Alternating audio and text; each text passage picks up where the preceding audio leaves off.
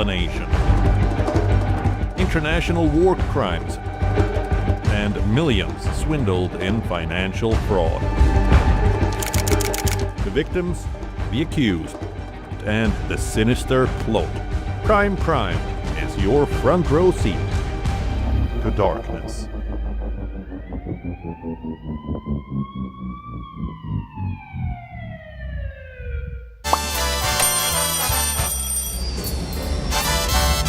Vielleicht nur als Imposant.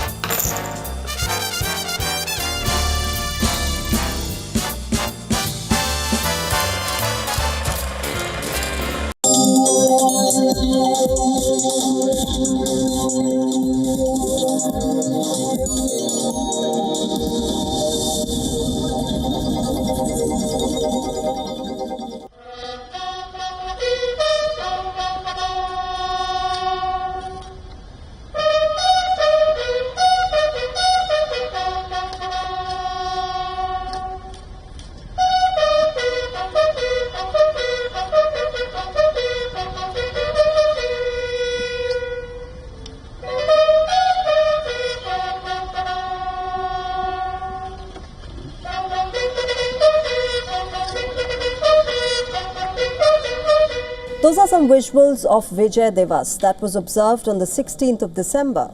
The day marks India's military victory over Pakistan in the 1971 conflict during the Bangladesh Liberation War. The Indian military's thumping winds on land, sea and air crushed Pakistan. Islamabad surrendered with 93,000 soldiers, which was the biggest ever surrender after the Second World War. Pakistan lost half of its territory with the birth of Bangladesh. Hello and welcome. I'm Shreya Upadhyay and this is Inside South Asia.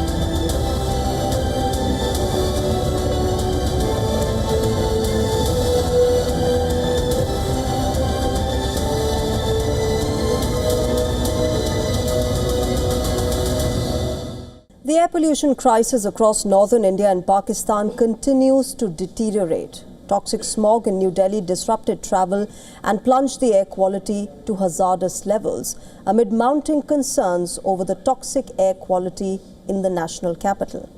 The Delhi government has announced a fresh set of steps to tackle the crisis. One of the measures among them is the implementation of the no PUC, no fuel in the capital. Delhi has also announced an entry ban on non-city private vehicles below BS6. The fourth T20 international between India and South Africa, remember, was called off on Wednesday owing to poor visibility after a dense layer of smog engulfed the Ekana Stadium in Lucknow.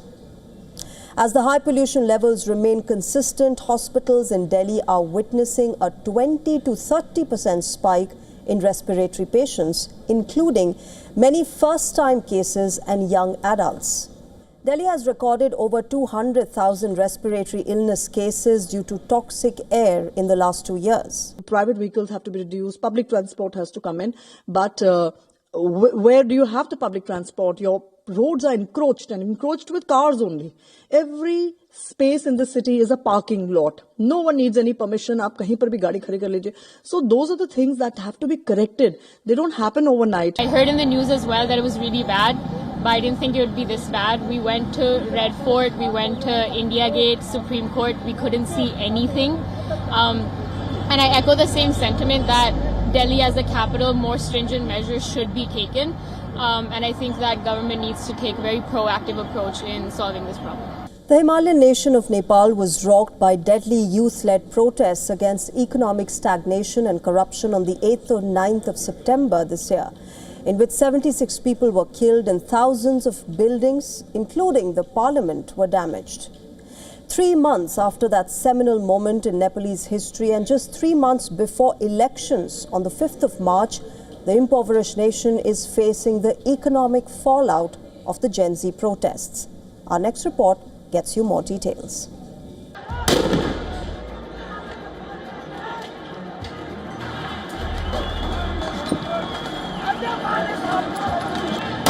A brief social media blackout triggered the anti-government Gen Z protests, which resulted in the toppling of former Prime Minister KP Sharma Oli's government in September. While many had hoped for a period of meaningful political change to follow, maybe what they didn't account for is the economic setback the impoverished nation is grappling with. It is to be noted that long-standing frustrations from deep economic hardships to accusations that political elites have been siphoning off public funds had already laid the groundwork for the unrest.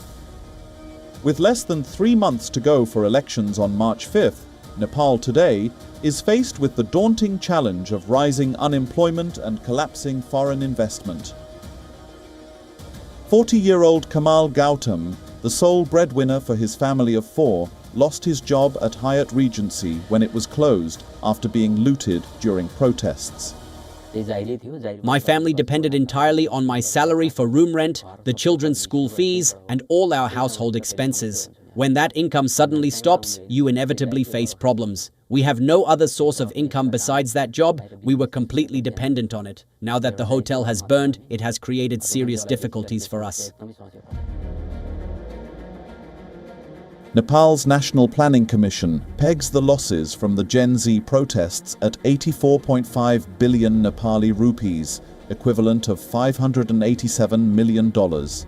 Even before the upheaval, the World Bank had warned of Nepal's precarious situation, estimating that 4 in 5 workers in Nepal were employed in the informal economy, whereas 1 in 5 young people aged between 15 to 24 didn't have a job.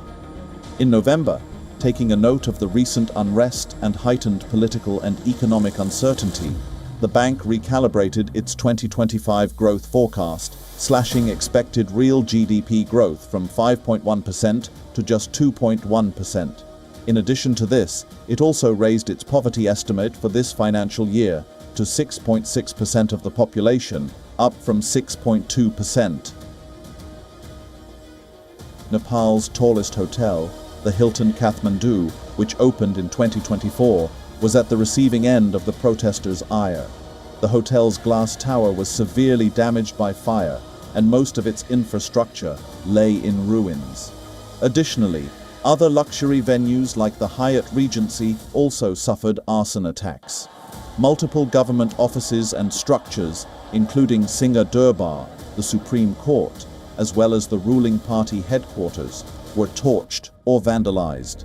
According to reports, the unrest affected 2,671 buildings and 12,659 vehicles, hitting public infrastructure the hardest. Tourism, which makes up about 6.6% of Nepal's GDP, too has taken a beating. To put things into perspective, visitor numbers fell 18% year-on-year in the month of September. At least 1/4 of our GDP has gone. One thing is missing, that people are missing, that due to Gen Z protest, 10 days, the economy was zero. Still now, only 50% is running. According to the Sushila Karki-led interim government, rebuilding will require an additional 36.3 billion rupees, about $251 million. International partners have signaled a willingness to help, viewing the Gen Z protests as a warning sign over corruption and weak governance. The private sector has urged the government to bolster security and confidence so businesses can resume.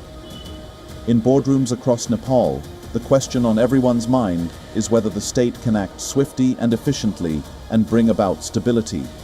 Whereas on the streets, the question remains whether the upcoming election will deliver the change that the Gen Z marched for and paid a heavy price for, both in terms of lives and livelihood.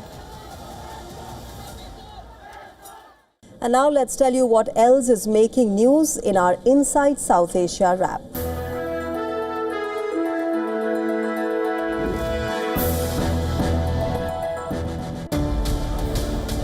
Hundreds in Dhaka erupted in anger over the shooting of a key youth leader, turning their outrage into a broader protest. Demonstrators poured onto the streets, waving national flags, blocking roads, and staging sit-ins outside government buildings with banners reading, "Stop political killings" and "Protect our leaders." The protests follow a brazen attack on prominent student leader Sharif Osman Hadi on the 12th of December. According to reports, masked gunmen opened fire on Osman Hadi as he left a mosque in the capital after evening prayers. The attackers reportedly fled the scene on motorcycles, leaving Hadi critically wounded on the pavement as bystanders rushed him to a nearby hospital. The UN World Food Programme has warned that over 17 million Afghans will be facing acute food insecurity this winter as the scale and severity of hunger and malnutrition deepens. New food security figures from the latest Integrated Food Security Phase classification report for Afghanistan indicate that 3 million more women, men and children face acute hunger or worse compared to the 14.8 million last year. International aid to war-torn Afghanistan has dwindled significantly since 2021, when Taliban regained power. The crisis has been compounded by multiple natural calamities such as earthquakes. Starting January 1st, Nepal requires all foreign visitors to register upon arrival. Travelers will need to provide detailed accommodation information through the central government's database. This replaces the previous system, which only collected partial information. Authorities say the measure will modernize an overstretched immigration network, while giving them faster access to location data in case of emergencies. Nepal, home to 8 of the world's 10 highest mountains, attracts hundreds of thousands of trekkers to routes including Everest and Annapurna. Rugged terrain, isolation, and extreme weather have long created safety challenges. The new system connects to Nepal's Foreign Nationals Management Information System, making it easier to locate missing travelers. The tangail saree, named after the district in central Bangladesh where it is handmade, is renowned across the Indian subcontinent for its beautiful textured fabric and unique designs. Last week, Bangladesh achieved a long-standing goal by securing recognition for the tangail saree's weaving craft as an intangible cultural heritage by Unesco. Our next report brings you more details.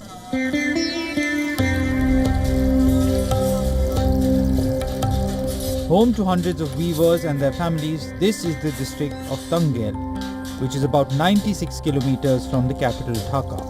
Located along the banks of Dhaleshwari and Luhajang rivers, a geographical advantage in terms of water and climate here has played an instrumental role in the quality of tangail sarees.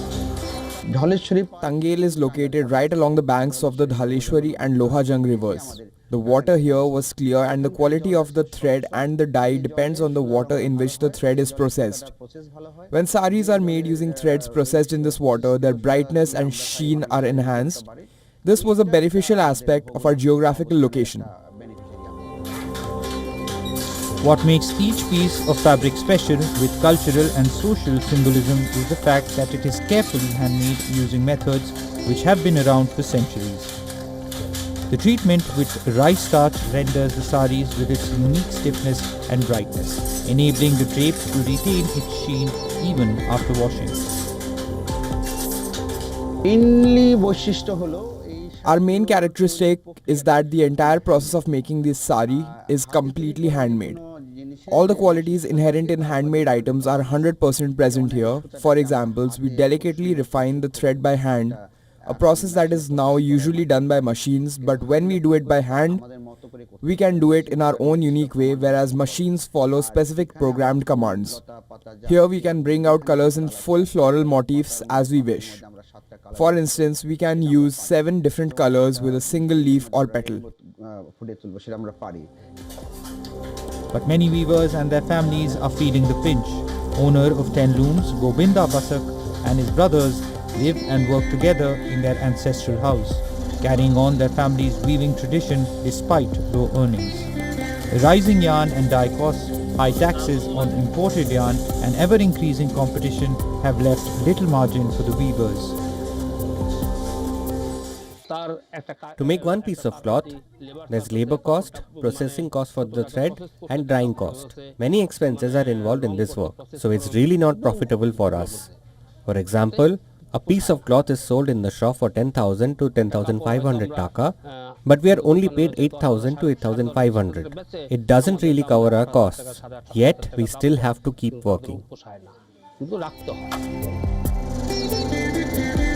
Such has been the decline in profits that there are just 300 handloom weavers left. The problem is exacerbated by the shift of several traditional handloom weavers to power looms. Noteworthy is the fact that weaving techniques are learnt at an early age with hands-on training by family members. But the struggle to survive in a dying trade is compelling many to pursue other, better rewarding professions. We want the new generation to stay away from this profession. We want them to study, get jobs, and move forward in life so that they don't have to struggle as much as we did. One can only hope that the recognition bestowed upon this cultural icon, the tangail sarees by UNESCO and the heritage status, would help preserve this unique craftsmanship and provide incentive to young weavers to continue practicing this fading art.